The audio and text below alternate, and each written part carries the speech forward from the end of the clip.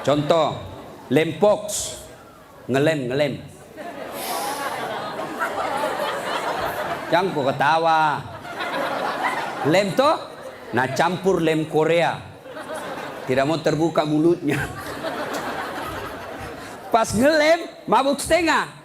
Dia ambil naik motor. Bayangkan kalau orang mabuk setengah naik motor. Tiang listrik dikira aspal. Pak, mati. Mati kafir kodongo. Makanya anak muda, silakan kau jadi anak gaul, anak band-band, anak motor-motor, anak skater, silakan. Tapi jangan dekati yang namanya minuman keras. Vodka, whisky, Jennifer, Donald, topi miring. Saya baca. Tuh, mati. Siapa lagi yang bisa mati dalam keadaan kafir? Contoh aja ini Jamara. Sabung ayam. Ada juga di sini. Didapat sama polisi, kejar sama polisi, jangan lari, masih lari, tembak peringatan, masih lari, tembak 2 kali, masih lari, tembak 3 kali, akhirnya tembak kakinya, kepalanya dikena. Saya tanya temanku ya polisi, bagaimana caranya kakinya kok tembak kok kepalanya dikena? Dia bilang soalnya waktu tembak dia jongkok. Pantas. Ini jangan kau musuhi polisi cowok.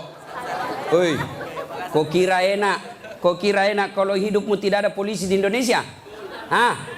Rumahmu dirampok, istrimu dibunuh, anak gadismu diperkosa, hartamu dijarah, kau datang ke polisi. Tolong polisi, tegakkan hukum, cari pelakunya. Apa kata polisi? Mohon maaf, baru saja polsek bubar. Jangan ketawa, saya serius ini. Toh, pun kalau ada polisi yang minta-minta uang di jalan, biar anak SMP diminta juga uangnya, itu bukan polisi Indonesia, polisi film India. Itu film India kan 3 jam, nanti habis film baru dia datang.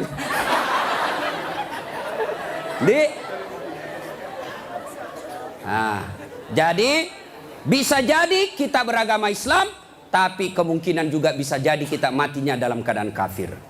Wa qala idzan, Allah kemudian berfirman, bismillahirrahmanirrahim. Ya ayyuhalladzina amanu dukhulu fis silmi kaffatan wa la tattabi'u khutuwatis syaitan innahu lakum adu mubin. Wahai orang-orang yang beriman, masuklah engkau ke dalam Islam secara sempurna, bukan Islam pencitraan, bukan Islam pilpres, bukan Islam pilcaleg, tapi Islamlah secara benar. Itu caleg kalau mau dipilih pasang baleho, takbir, fotonya dibalik kepalanya, siap jungkir balik untuk rakyat, pret, beleng-beleng. Tidak. Islamlah secara benar. Wala tattabi'u khutuwatis syaitan, dan janganlah engkau ikuti langkah-langkah setan, karena sesungguhnya setan itu musuh yang nyata bagi kalian. Musuh kalian bukan ulama, musuh kalian bukan ustadz, musuh kalian bukan tentara, musuh kalian bukan polisi, musuh kalian bukan mahasiswa, musuh kalian adalah setan, dan setan itu musuh yang nyata bagi kalian. Kalau saya ceramah seperti ini, ada enggak setan di tengah-tengah kita? Ada. Orang ceramah masa ada setan? Ada, setannya bukan pocong. Tapi apa setan yang ada di tengah-tengah kita? Bentuknya handphone. Apa ibu? Orang sudah ceramah masih sibuk. Sudah 55 umurnya siaran langsung juga.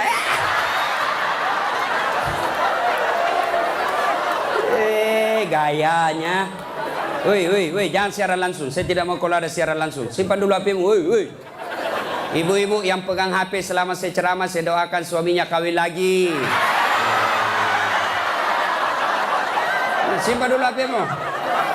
Simpan dulu. Simpan dulu HP, simpan dulu. Simpan ya. Bisa? Bu, ada ibu-ibu di Makassar ngefans betul sama saya. Usianya kira-kira 55 tahun. Saya heran, ibu-ibu aja yang ngefans sama saya. Saya lagi ceramah, dia belakangi saya. Barusannya ada orang saya ceramai di belakangi. Ternyata dia ambil HP-nya selfie. Baru dia tulis di Facebook, dia latar belakang das atlatif. Saya dijadikan background. Kok kira saya pot bunga? Selesai ceramah dia kejar 55 umurnya. Selesai saya ceramah dia kejar. Ustadz boleh selfie? Boleh rame-rame supaya tidak ada fitnah. Sudah dia ganti lagi gayanya. Udah ulang lagi. Ulang Ustadz, jelek saya bilang dalam hati. Biar kau ulang apa? Mukamu yang jelek.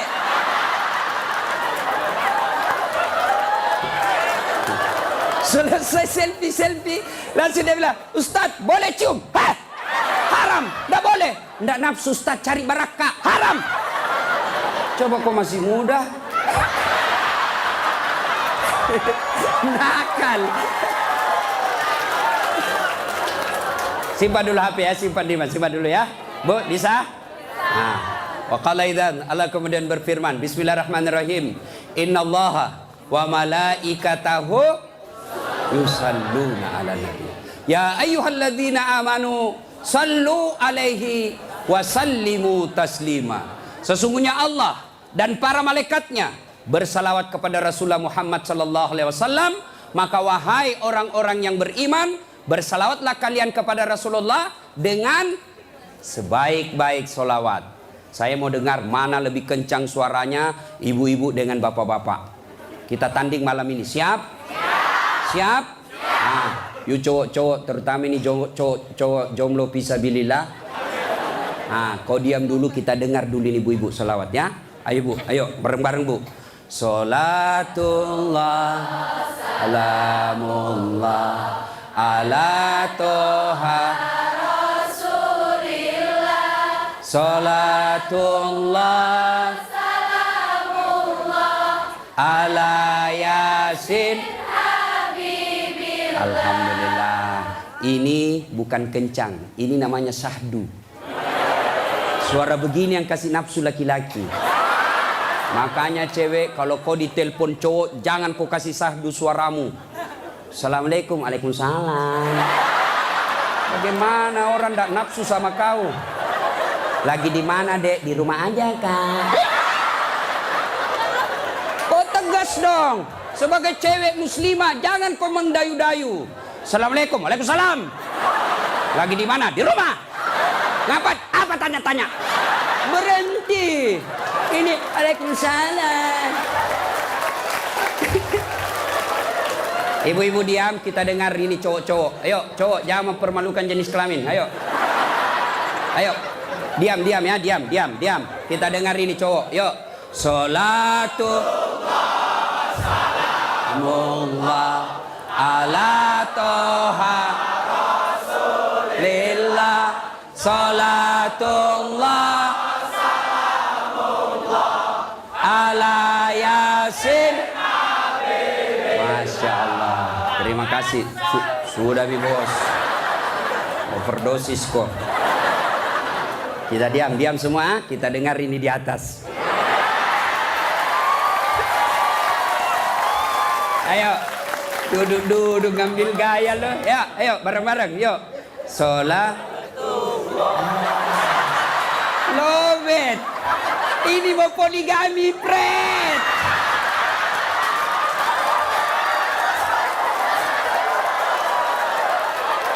Nah, ayo bareng-bareng semua. Yuk. Salatullah salamullah ala toha Rasulillah. Salatullah salamullah ala Yasin Habibillah. Alhamdulillah, terima kasih. Dek, bisa ndak bedakan tadi mana suara cewek, mana suara laki-laki? Bisa. Kenapa bisa? Karena Allah kasih kita telinga yang lengkap sensor pembedanya. Dia bisa bedakan mana bunyi handphone, mana bunyi kentut. Tanpa kau pernah kursus. Woi cewek, mau ndak saya kasih handphone iPhone X Max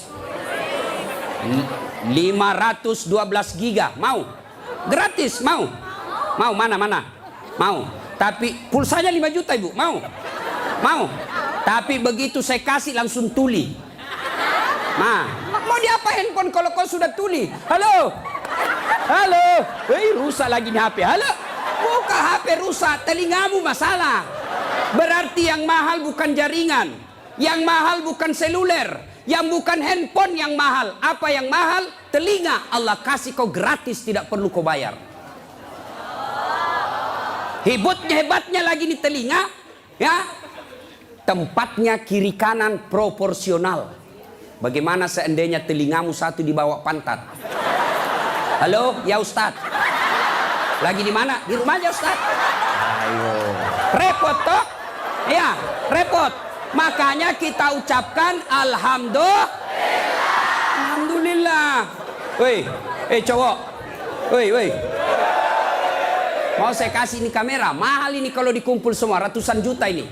Saya mengajar mata kuliah fotografi di UNHAS. Nih, ya. Kalau kamu ngambil gambar, kau harus tahu berapa megapiksel kekuatan kamera kamu.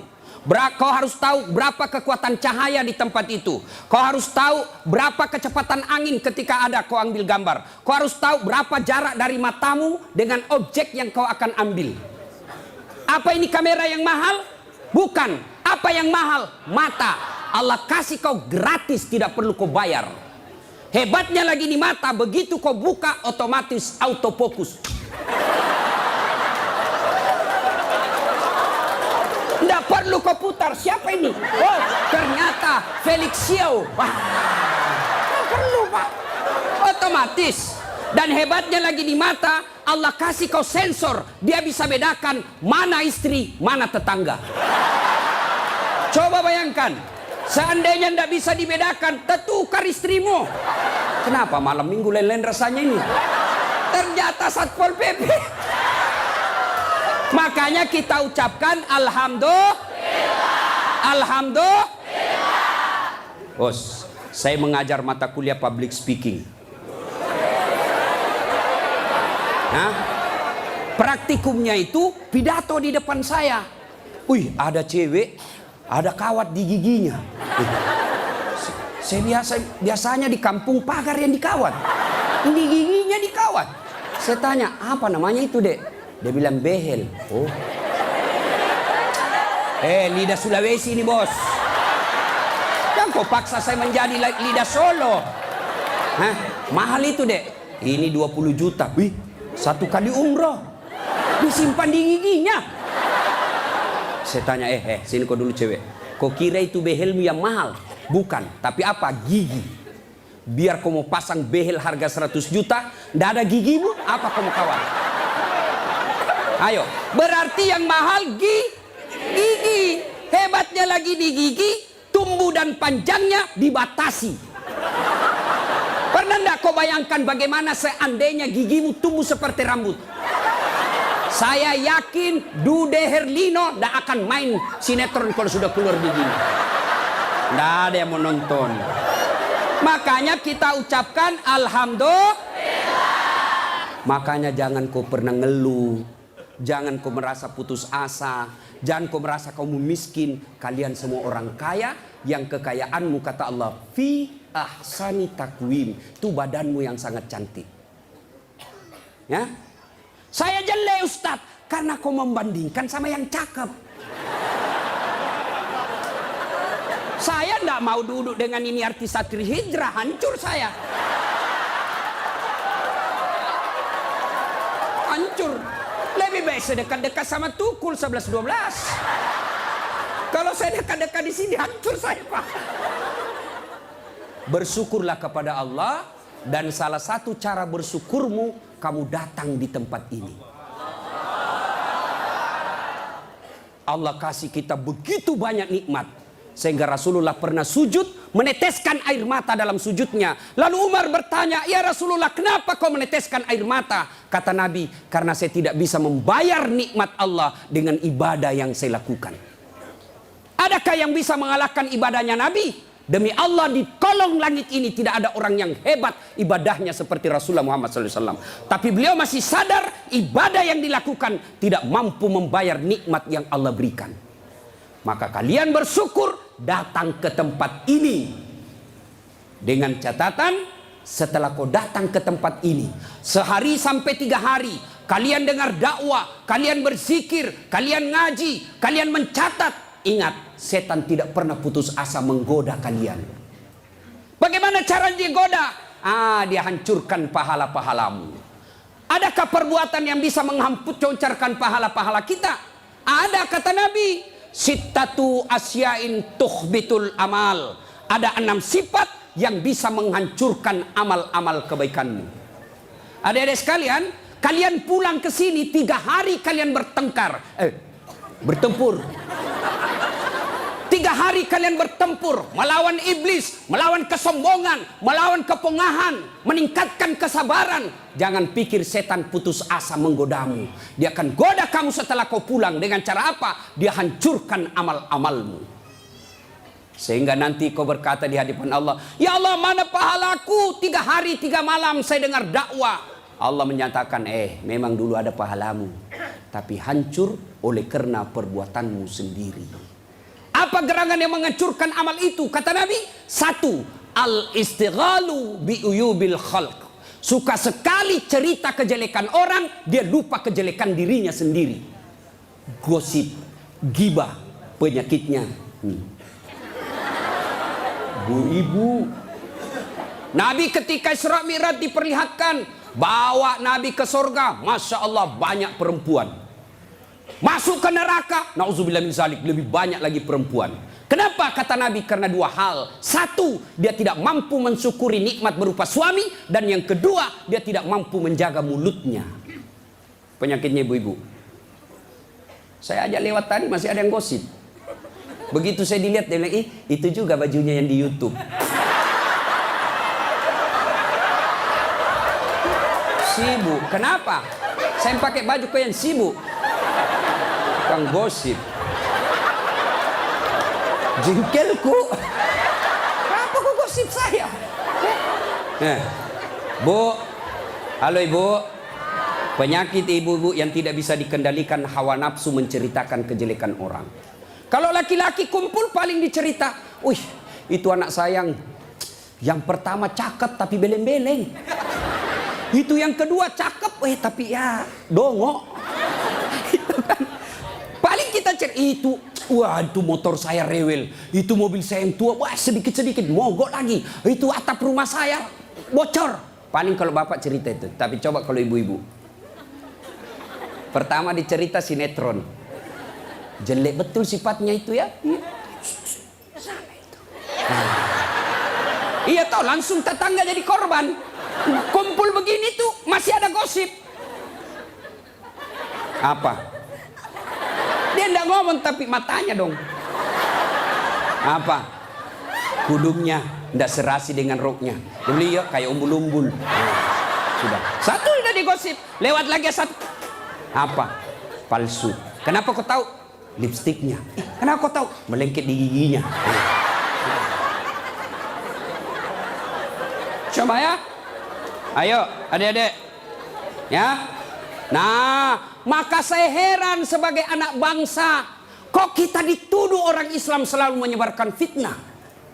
Islam sangat membenci fitnah sehingga Nabi mengatakan, al fitnatu asaddu minal qatl. Fitnah itu lebih kejam daripada membunuh. Jadi pemain buser, apakah namanya itu? Cocok nih. Buser, apakah itu? Yang suka cari-cari duit dari menyebarkan fitnah. Hah? Yo itu baser.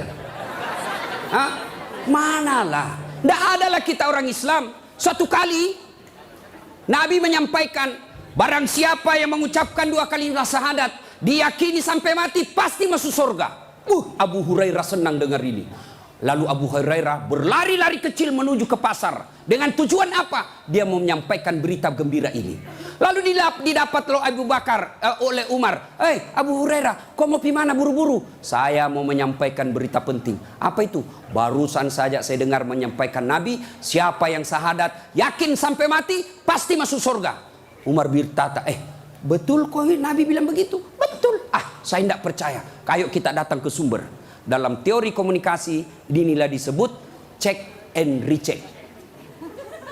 Datanglah Umar klarifikasi ke sumber berita. Rasulullah, Ya Rasulullah, katanya Anda mengucapkan siapa yang syahadat, yakin sampai mati, pasti masuk surga. Apa betul berita seperti itu ya Rasul? Nabi katakan betul. Tapi ya Rasulullah, ada apa? Ini Abu Hurairah, dia mengumumkan di pasar. Terus saya khawatir nanti disalahpahami umat kita. Biar tidak sholat yang penting syahadat masuk surga. Biar judi yang penting syahadat masuk surga. Biar zina yang penting syahadat masuk surga. Saya salah paham nanti orang. Saya khawatir hadis ini dipahami dengan salah. Lalu Nabi katakan, oke, jangan kau sampaikan ini halal umum, karena dia bisa mengganggu kemaslahatan umat. Itulah sebabnya kita kenal dalam Islam, likulli makam makal, wa likulli makal makam. Setiap ada ucapan, ada tempat yang cocok untuk ucapan itu, dan setiap tempat ada ucapan yang cocok untuk tempat itu. Maka ibu-ibu harus bijaksana memegang WhatsApp, harus bijaksana memegang medsos. Kenapa? Karena jika ibu salah menempatkan medsos itu, maka ibu bisa berujung pada penjara. Dua, yang bisa menghancurkan amal kebaikan kita. Apa itu kata Nabi? Hubbud dunia, terlalu cinta kepada dunia. Cinta dunia boleh, cinta dunia boleh. Mana yang tidak boleh? Terlalu cinta kepada dunia. Nah ibu, yuk. Salatullah ala toha Rasulillah. Salatullah ala Yasin. Cinta dunia. Mana cinta dunia? Satu, menganggap enteng ibadah. Hayya 'alas shalah. Sebentar, masih panjang waktu duhur. Ini kan sampai jam 3. Cinta dunia. Mana lagi cinta dunia? Ini paling banyak cewek. Mukanya dia tidak terima dengan ikhlas. Mukanya dikira tembok, coklat, biru, abu-abu, krem. Sekarang cewek kan banyak palsu. Bulu matanya panjang, palsu. Matanya biru, palsu. Bibirnya merah, palsu. Pantatnya gabus, palsu. Itu terlalu cinta dunia. Perempuan kan sekarang bingung saya lihat. Rambutnya panjang, mau dikasih keriting.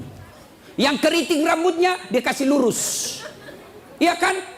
Allah sudah kasih yang baik, dia tidak syukuri. Begitu mulai putih rambutnya, stres, dia kasih semer. Kena matamu, cinta. Karena waktu yang sangat terbatas. Yang ketiga, apalagi yang bisa menghancurkan amal ibadah kita? Qillatul haya, kurang rasa malu. Oh, ini banyak di Indonesia. Anggota DPR malu dong, sudah digaji oleh rakyat, uang rakyat, kalian tidur saja. Dedek, pernah dengar cerita anggota DPR di akhirat? Hah? Gini anggota DPR kan ada penghafal Quran, masuk dalam surga. Begitu masuk dalam surga dilihat, kok banyak anggota DPR di sini? Di negara aku banyak di OTT karena korupsi. Dia pergi protes sama malaikat penjaga surga. Malaikat, kenapa banyak ini masuk anggota dewan dalam surga? Di negara saya banyak yang korupsi. Dia bilang anggota penjaga surga, dah sok ribut. Kenapa? Dia cuma reses. Sebentar lagi pulang ke tempat asalnya.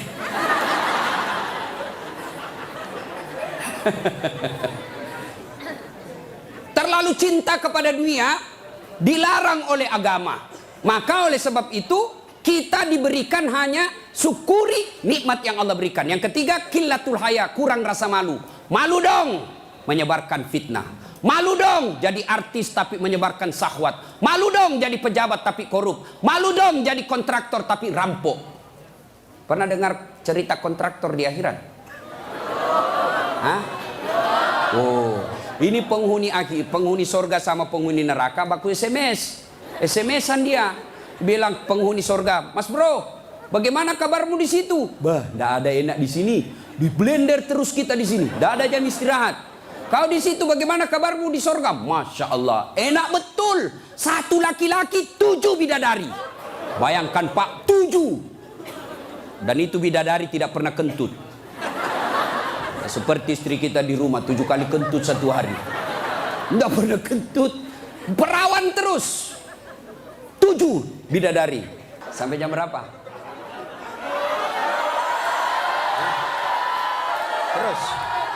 Terus. Lalu kata penghuni sorga, wah enak betul di sini. Penghuni neraka, bolehkah kami jalan-jalan ke situ? Boleh. Ya gimana? Penghuni neraka kan kreatif, banyak solusinya. Gimana? Sudahlah, tidak usah cemas. Kami bikin jembatan dari sorga, kamu juga bikin jembatan dari neraka.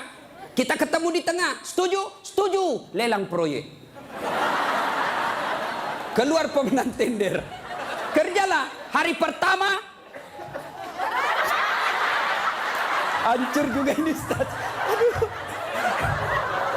Nasib sial saya ini malam. Uang merah kek.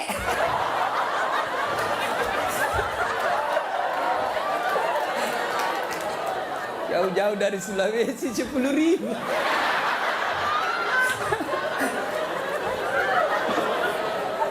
Nah, lalu dia bilang, hari pertama proyek dari neraka selesai 50%. Hari kedua selesai 70%. Hari ketiga tuntas, efektif dan efisien.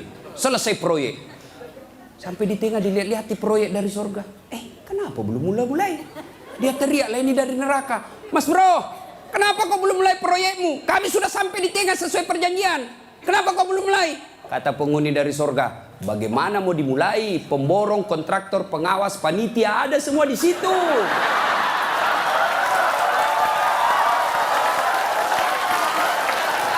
Di sini penghafal Quran aja di sini.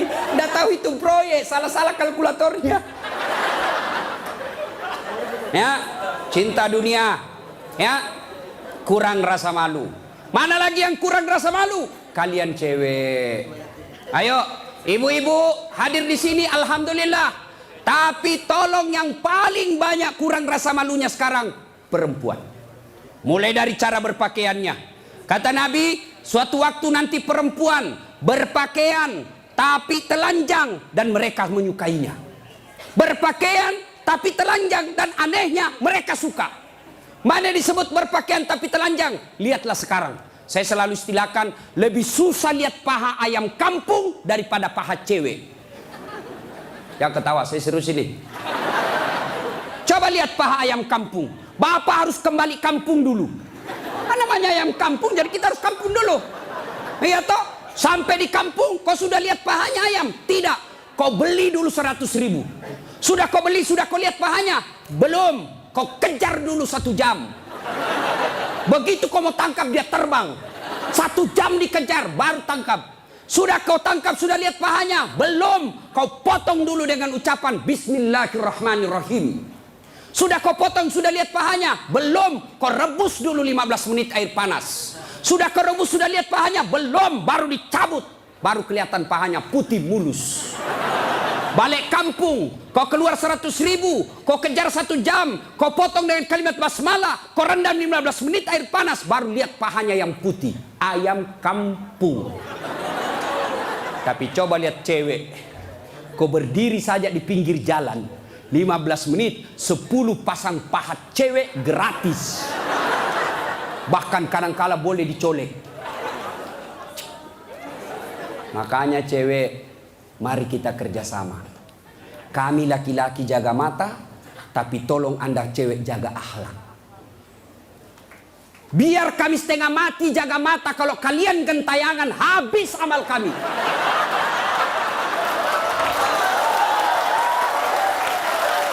Ya, saya kalau mau pergi mengajar di kampus, saya ngaji dulu beberapa ayat, sholat duha dulu 2 rakaat, baru 1 kilometer saya naik mobil hancur amalku. Sebelah kanan ketek, sebelah kiri dada, di depan paha. Nggak mungkinlah saya jalan terus begini. Tiang listrik ku tabrak. Yo cewek, woi, mari kasihani mata kami. Dilihat, haram? Tidak dilihat, barang bagus.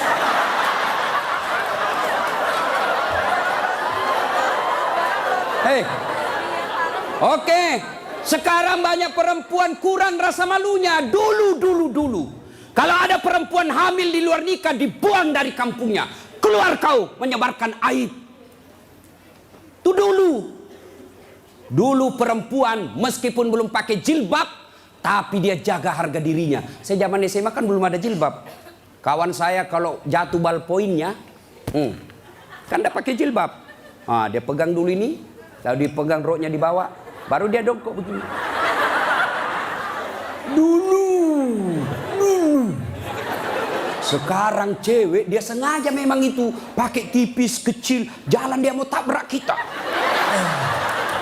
Hancur.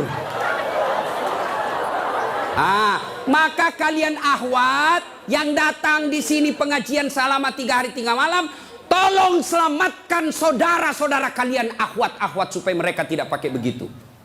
Kalian tularkan itu jilbabmu kepada saudara-saudara semuslimah. Jangan kau biarkan mereka, dakwai mereka. Dia mau dengar atau tidak, kewajibanmu sampaikan, soal diamalkan urusan lain. Terutama juga yang pakai jilbab tapi tidak memenuhi syarat. Pakaian jilbab itu, pakaian menurut Islam itu ada 4 syaratnya. Nih dengar baik-baik yang mau bikin baju. 1, syarat pakaian itu nutup aurat. Alhamdulillah kalian semua nutup aurat. Mana auratnya perempuan? Seluruh anggota tubuhnya kecuali telapak tangan. Saat itu pakai jilbab kelihatan lehernya, tinggal lehernya dibakar nanti. Ya, kelihatan pahanya nanti dibakar. Kalau cewek masih enak dilihat. Ini ada juga orang tua, sudah mau ada cucunya. Pakaiannya saya tanya, Bu, kenapa pakai begitu? Ibu sudah tua. Dia bilang, ini baru ada, dulu waktu saya gadis tidak ada begini, Ustaz. Ini namanya bagus dikasih ibu, kasih STNK. Tahu STNK? Sudah tua, nakal kembali. Kasih itu STNK itu buru-buru gitu. Laki-laki mana auratnya? Pusat sampai lutut. Artinya adik-adik, kalian yang sudah mengaku diri hijrah, silahkan main futsal, silahkan main bola, silahkan olahraga, tapi tolong jangan kelihatan pahamu. Pahamu adalah dosa ketika kau kelihatan. Kau suruh saudara putrimu jilbab, kalian main bola kelihatan paha, dosa. Ndak ada nafsu lihat pahaku. Siapa bilang? Siapa tahu ada janda-janda tua sudah lama ndak lihat paha. Bisa jadi. Ya. Yang kedua, syarat pakaian menurut Quran, nutup aurat. Yang kedua, tidak mempertontonkan lekuk-lekuk tubuh. Ada orang pakai jilbab tapi bajunya sempit. Susah jalannya. Coba lihat itu kalau ada pengantin. Pakailah jilbab sakaratil maut. Yang 3 lapis, kuning, biru, abu-abu. Dikasih kiri lagi sedikit. Ada talinya dia ikat-ikat dulu. 2 meter dia kasih di lehernya. Kasih dulu. Mulai tidak bisa goyang tangannya. Bajunya sempit. Roknya sempit. Jalan dah dia bilang suaminya, buru-buru ibu kita ketinggalan. Tunggu dulu Pak. Dongok. Itu namanya beleng-beleng. Tahu beleng-beleng? Dongok. Tahu dongok? Kau lah itu. Ayo. Syarat yang ketiga, cowok juga. Kalian pikir kalau kau cowok berpakaian ketat-ketat tidak berdosa? Dosa juga itu. Yang lebih mencengkelkan itu yang gendut. Masuklah dia di masjid pakai kaos oblong. Begitu dia ruku, mulai mencemaskan. Sujud, ada celengan. Beleng-beleng.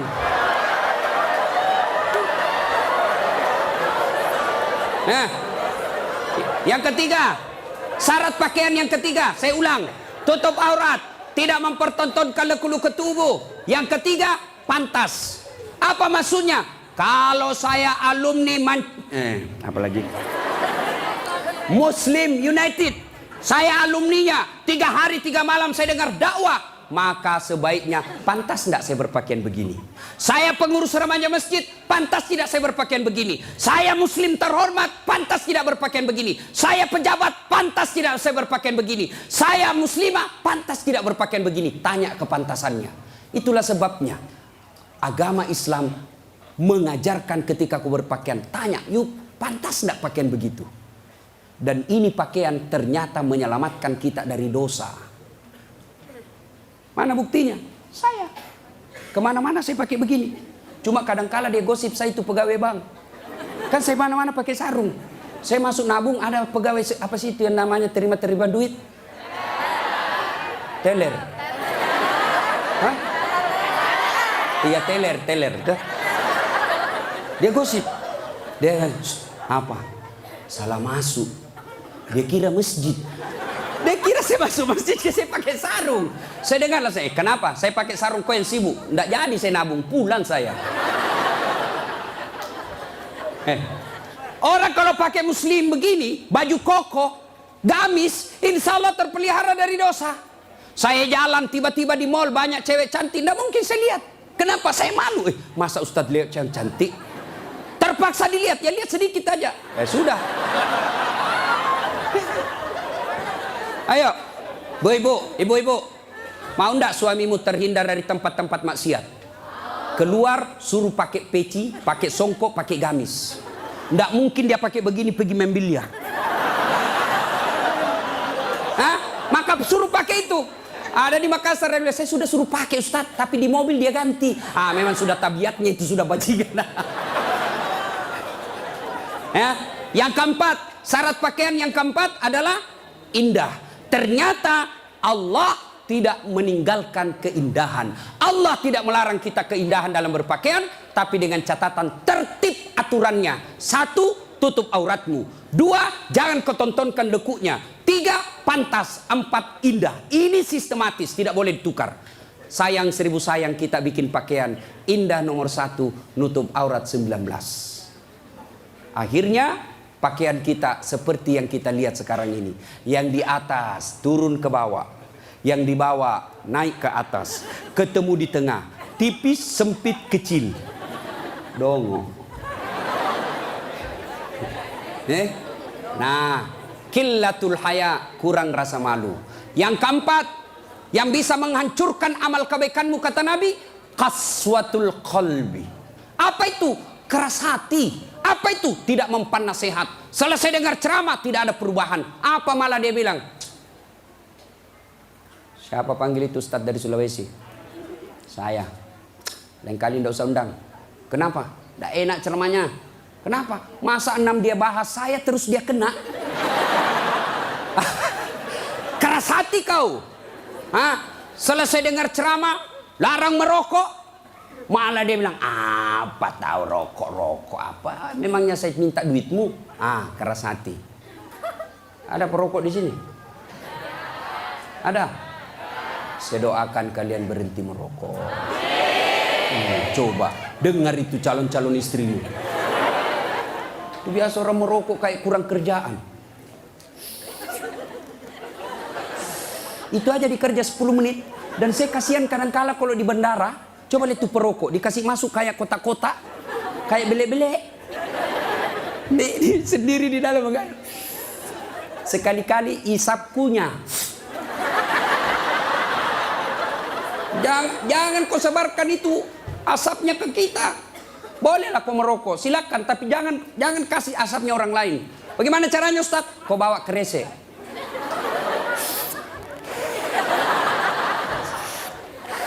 Itu bebas polusi. Ibu-ibu setuju enggak suaminya berhenti merokok? Kalian membenci 9 naga. Kalian membenci mereka-mereka itu. Tapi kalian beli rokoknya. Kalau kalian mau hancurkan mereka, berhenti kau merokok. Lebih baik itu rokokmu anak muda, kau tabung, lamar cewekmu. Kau juga cewek, jangan terlalu lama mau dipacari. Ini pacaran Islami Ustaz, pret. Pacaran syar'i. Mana ada pacaran syar'i cilaka? Dengar ini cewek. Kau sudah 2 tahun dipacari tidak dilamar-lamar, berhenti kau. Kasih tahu itu cowokmu. Motor aja dicicil 1 tahun sudah lunas. Kamu sudah 2 tahun dipacari tidak dilamar-lamar. Modal 10.000. Roti 1. Teh botol 1, autan 2. Modal 10.000 malam minggu. Qaswatul qalbi, keras hati, tidak mempan nasihat. Mereka yang selesai dengar dakwah tapi tidak ada perubahan, itu yang disindir oleh Allah. Wa thawaun alaihim, A'angzartahum la yu'minun. Kau sampaikan ayat Allah atau tidak, kau ceramai atau tidak, sama saja mereka tidak akan beriman. Keras hati, habis amalmu. Yang kelima, penghancur amal, tulul amal. Apa itu? Panjang angan-angan alias malas. Dan yang keenam, wadzalimun la yantahi. Perbuatan zalim yang tidak bisa dihentikan. Zalim kepada Allah, tidak sholat. Puncak kesaliman kepada Allah, tidak sholat. Ada yang malas sholat di sini? Ada? Hei adik-adik, mau jadi direktur, mau jadi pegawai, mau punya rumah yang mewah, gampang. Perbaiki sholatmu. Kecil buat Allah kasih kau mobil, kecil buat Allah kasih kau rumah yang mewah. Allah cuma minta sempurnakan sholatmu. Ada di sini yang tidak ada masalah? Ada? Ini malah muka-muka penuh masalah semua ini. Ayo, mana ada manusia tidak ada masalahnya? Istri cantik, kau kira bukan masalah? Masalah digoda orang. Apalagi kalau suaminya jelek, lebih masalah lagi. Berarti bagus kalau istri jelek. Istri jelek dihina orang, kita lagi yang malu jalan sama dia. Duluan aja dek, nanti kita ketemu di gedung. Sampai deket tuh tidak muncul-muncul suaminya. Mana kau bang? Tidak jadi, saya mencret. Istri jelek masalah, istri cantik masalah. Mana ada orang tidak ada masalahnya? Kita kuliah apa masalah? Mau sarjana. Sudah sarjana selesai masalahmu? Tidak, mau punya kerja. Sudah punya kerja selesai masalahmu? Muncul masalah baru. Apa? Mau jadi kepala dinas. Sudah kepala dinas selesai masalahnya? Muncul masalah besar lagi, mau jadi sekda. Sudah jadi sekda selesai masalahnya? Belum, mau jadi wali kota. Sudah jadi wali kota? Mau 2 periode. Mau 2 periode baru dongo. Beleng-beleng. Kau salah, kenapa kau suruh pilih dongo? Banyak mau kok. Ayo, tidak ada orang tidak ada masalah. Ya. Maka Allah tidak mengatakan, "Hei Das'at, ada masalahmu? Kau puasa dulu." Tidak. "Hei Das'at, ada masalahmu? Kau jadi dokter dulu. Kau jadi insinyur dulu. Kau kaya dulu. Kau anggota DPR dulu." Allah tidak menyatakan itu. Allah cuma minta 2. Ista'inu bis-sabri was-shalah. Sabar, perbaiki salatmu. Saya yang selesaikan masalahmu. Itu janji Allah, bukan janji caleg. Kalau caleg mau dipilih, dibagi-baginya kartu namanya. Pilih saya, pilih saya. Ada masalahmu, telepon saya 24 jam. Begitu terpilih, dia ganti nomor HP-nya. Allah janji, pasti Allah tepati.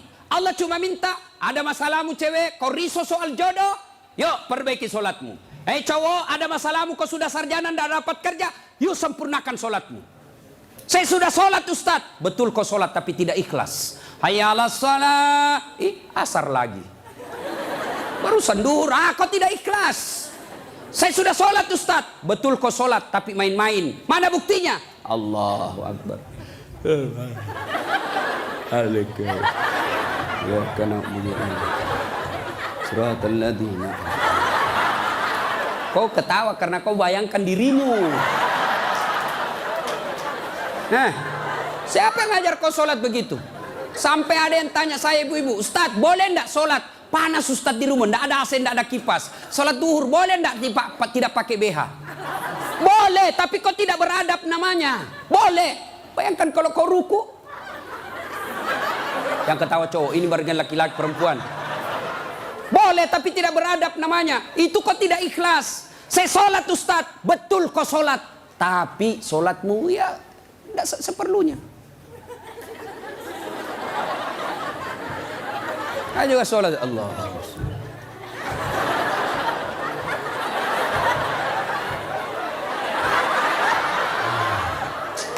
30 tahun kau sholat kalau begini gayamu bos.